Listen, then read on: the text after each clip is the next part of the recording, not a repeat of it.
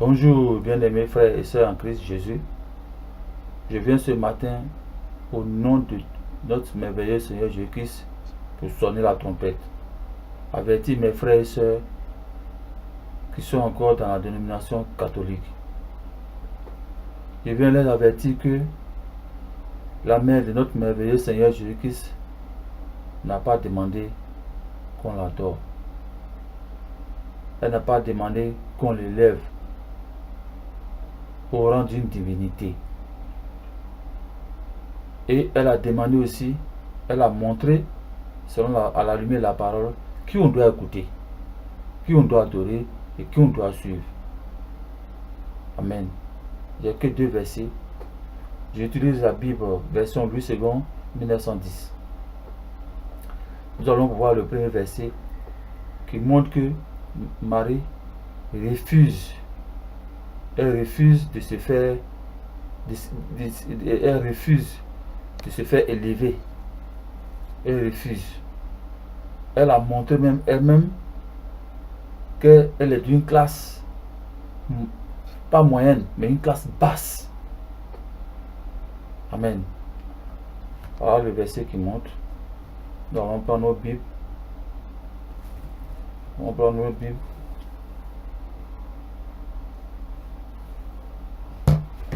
Nous allons prendre Luc 1. Luc 1, verset, on va commencer au 46. Verset 46 à 48. Et Marie dit, mon âme exalte le Seigneur et mon esprit se réjouit en Dieu mon Sauveur. Parce qu'il a jeté les yeux sur la bassesse de sa servante. Car voici désormais, toutes les générations me diront bienheureuse. Amen. Nous allons revenir sur le verset 48. Parce qu'il a jeté les yeux sur la bassesse de sa servante. Car voici désormais, toutes les générations me diront bienheureuse. Amen. Le Seigneur a jeté le regard, ses yeux sur sa bassesse de sa servante. La bassesse de sa servante. C'est-à-dire l'état d'humilité, l'état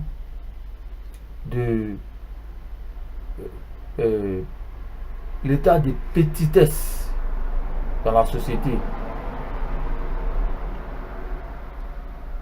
Elle n'était pas la fille d'un sacrificateur, mais d'un grand prêtre.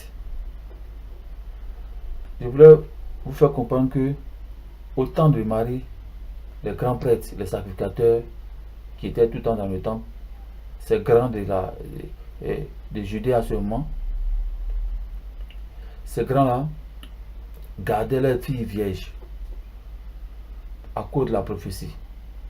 Donc ces sacrificateurs, ces scribes gardaient leurs filles vierges pour que la prophétie puisse se accomplir sur leurs enfants. Parce que c'était la classe responsable, la grande classe dans la société en ce temps, dans lequel vivait la maman de notre Seigneur Jésus. Donc, ceux qui étaient élevés dans la société à ce moment gardaient leurs filles vierges. Mais elle qui était d'une famille pauvre et misérable, le Seigneur a jeté un regard sur elle. Au lieu de jeter le regard sur les enfants, les filles des sacrificateurs et des grands prêtres, le Seigneur a jeté le regard sur elle, qui est l'une des filles des dernières de la société. Le Seigneur a jeté le regard sur elle. Elle dit, il a jeté le regard sur sa bassesse. C'est-à-dire, elle n'est pas élevée dans la société, dans le rang de la société. Elle est bas. Elle est en bas, au niveau à terre de la société. Amen.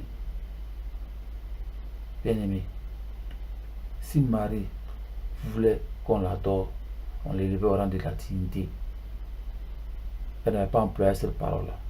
Si Marie était une femme qui était d'une grande élevée, elle n'avait pas employé cette parole-là. Et elle, à cause de cette bassesse, elle a été élevée en grandeur. Et le Seigneur a jeté les regards sur elle. Il a fait d'elle actuellement la mère de notre Seigneur Jésus-Christ dans la chair. C'est parce que elle était d'une famille pauvre, d'une famille basse, d'une famille qui était insignifiante aux yeux de la société. Et à cause de cela, le Seigneur a jeté les regards, l'Éternel Dieu a jeté les regards sur elle. Elle n'était pas d'une famille élevée.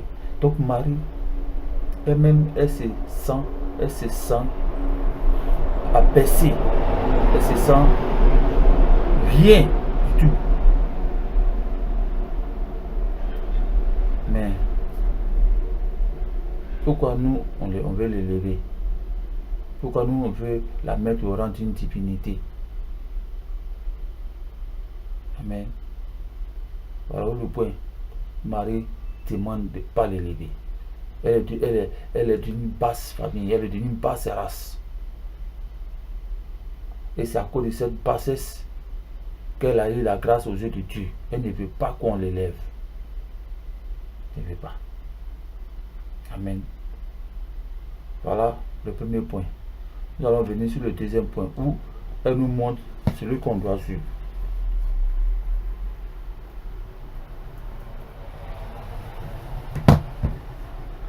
Amen.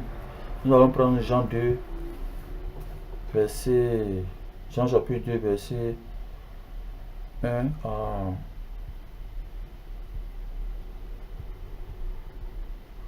à 5.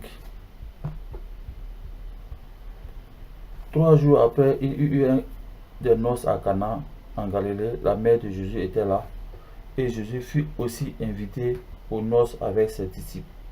Le vin ayant manqué, la mère de Jésus lui dit, ils n'ont plus de vin. Jésus lui répond, dit, femme, qu'y a-t-il entre moi et toi? Mon heure n'est pas encore venue. Sa mère dit au serviteur, faites ce qu'il vous dira. Je reprends le verset 5. Sa mère dit au serviteur, faites ce qu'il vous dira. Amen. Voilà la mère de Jésus-Christ. Le vin est fini. Pendant la fête, les gens viennent la voir. Les gens viennent la voir pour lui dire, ah, le vin est fini. Le vin est fini. Et elle se lève, elle va voir son fils. Pour lui dire,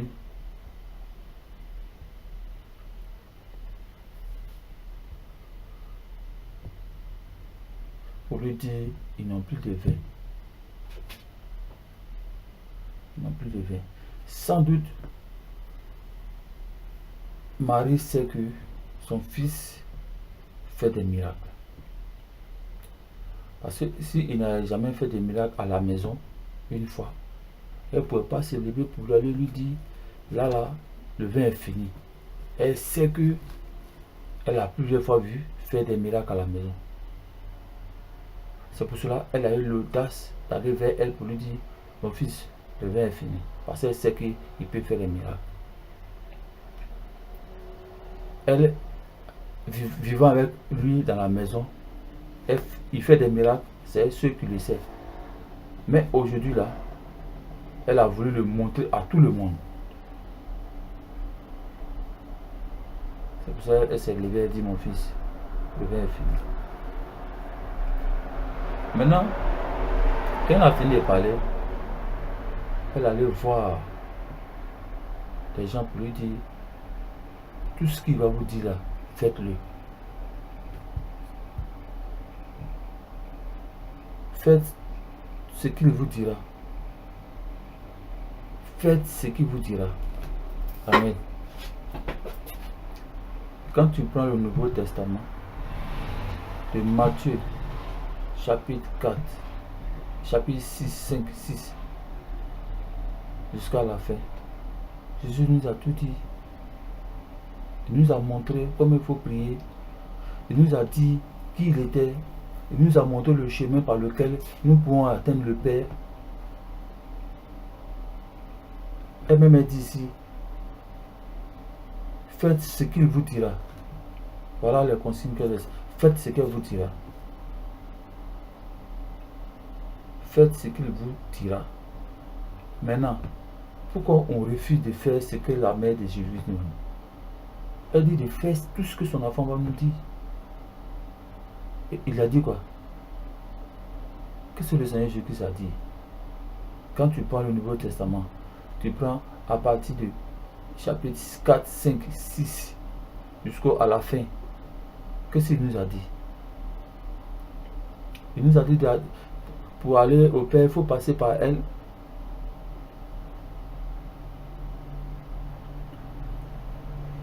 Il a dit qu'il est le seul chemin. Il est lui seul le chemin. Nul ne peut aller au Père sans passer par lui. Et il nous a montré comment il faut prier. Tout ce qu'il nous a dit là, c'est ce qu'elle dit, on n'a qu'à l'écouter. Elle n'a pas dit elle de l'écouter, mais elle demande qu'on écoute son fils de faire tout ce qu'il nous dit de faire. Amen. Faites tout ce qu'il vous dira.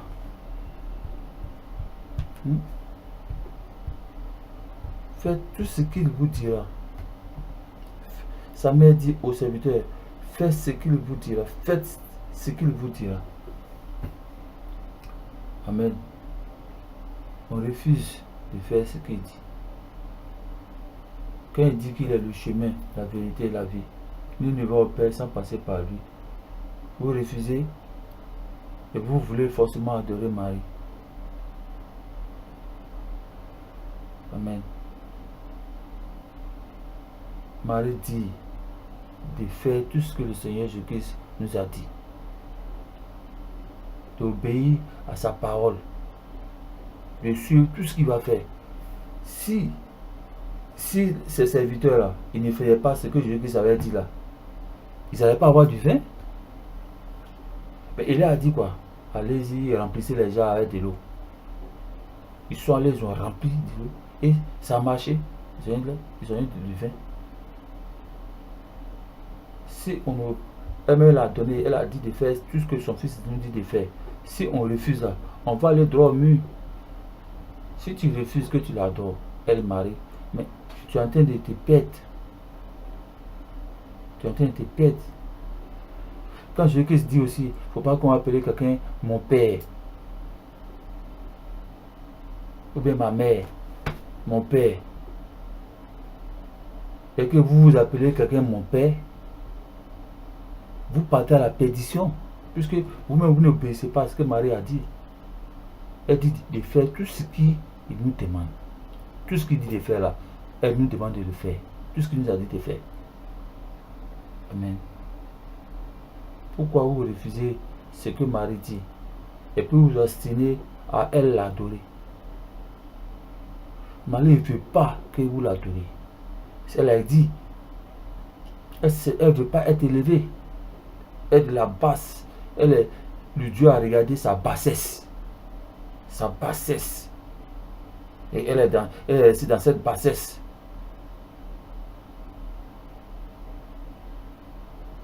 Jusqu'à elle est au sein d'Abraham maintenant.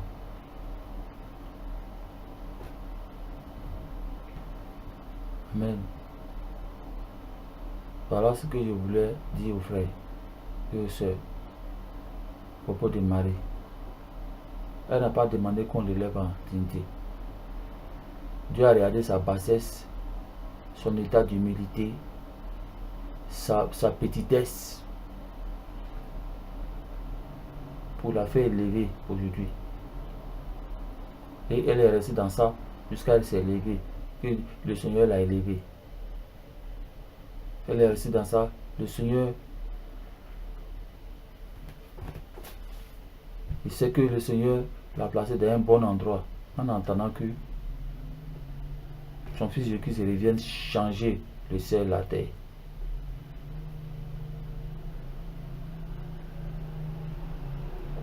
Amen. Voilà le message aujourd'hui. La tempête vient sonner aux frères et aux sœurs qui adorent Marie. Elle n'a pas demandé cela. Elle a dit de faire tout ce que le Seigneur Jésus-Christ nous a dit de faire. Amen. Si ceux qui vont être sauvés, cette parole, le Seigneur passera par là. Ceux qui ne vont pas être sauvés vont me voir en ridicule. Mais ce message-là, je sais que c'est pour quelqu'un que le Seigneur va changer, que le Seigneur va sauver. Restez bénis, frères, et restons vigilants. Nous sommes à la dernière minute. Le Seigneur peut venir à n'importe quel moment. Que Dieu sauve nos âmes. Amen.